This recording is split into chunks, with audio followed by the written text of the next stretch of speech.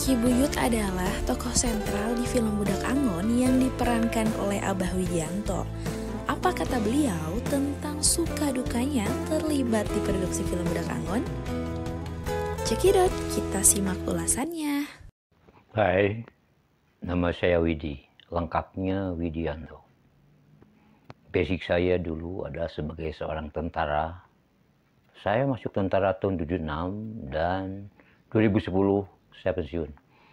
Dan saya tergabung dalam pembuatan film Budak Angon. Ya, walaupun ke arah sana itu banyak perjuangan yang harus saya lakukan. Jujur saya katakan di sini, saya lebih senang ditembaki di lapangan daripada ditembak kamera.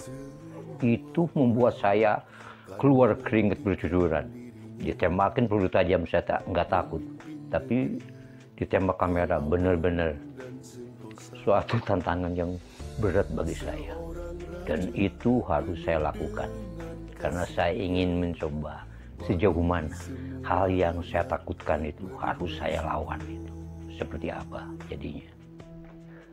Di Budak Angon ini saya berperan sebagai seorang Ki Buyut yang mempunyai anak satu dan dia mulai insaf dari segala kesalahannya di waktu dulu. Dulu awalnya Ki Buyut adalah orang-orang baik-baik, tapi karena pada saat itu dia itu boleh dikatakan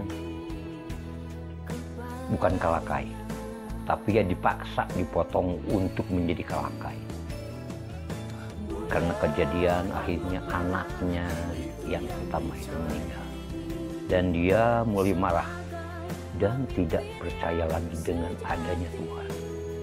Dia beralih ke semacam ilmu hitam kalau saya katakan. Kalau saya pikir lebih baik saya memainkan peran antagonis daripada menjadi orang eling gitu. Ternyata sangat susah sekali menjadi orang eling itu.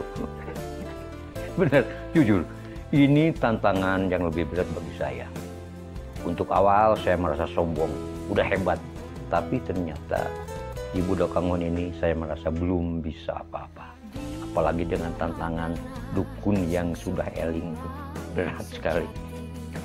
Benang merah yang harus saya tekankan di sini dimulai dengan tumbal.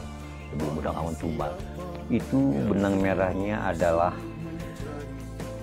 mencari jati diri seorang Ki Buyut tentang dia pernah dibina langsung, berbicara langsung dengan seorang Mang Angon yang merubah dirinya, mulai dia merasa bahwa hidupnya itu salah dan harus segera berubah. Oke, sekarang suka duka Pak Widi selama syuting atau produksi syuting Budak Angon ini. Notabene juga Budak Angon ini adalah film terusan daripada Tumbal.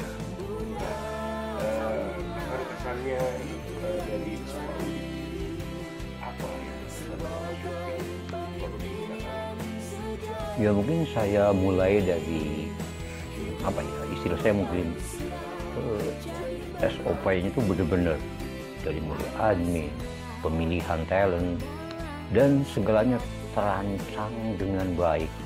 Dan saya merasa kalau sombong pertama seperti itu. Kedua lebih gila lagi.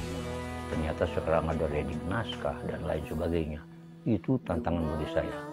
Karena saya memikir bahwa jadi saya tuh malu lihat tumbal satu itu.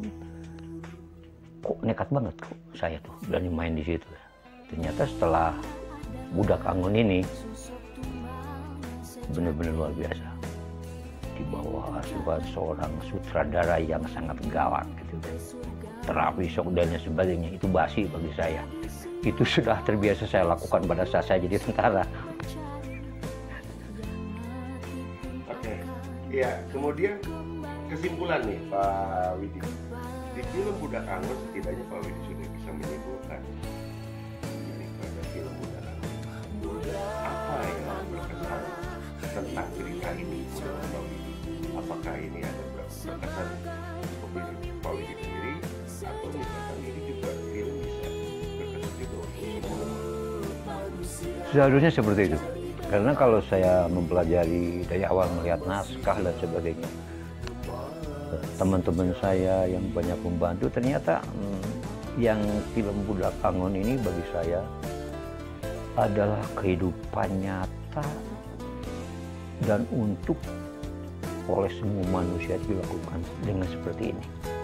Saya melihat di film ini bagaimana gigihnya anak saya di situ yang diperankan oleh putri namanya Laras.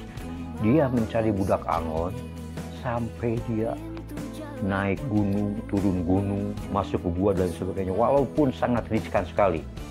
Kalian tahu, gua Pawon itu di musim hujan itu licin sekali. Dan saya juga kebetulan jatuh juga, cuma nggak banyak ngomong, malu saya.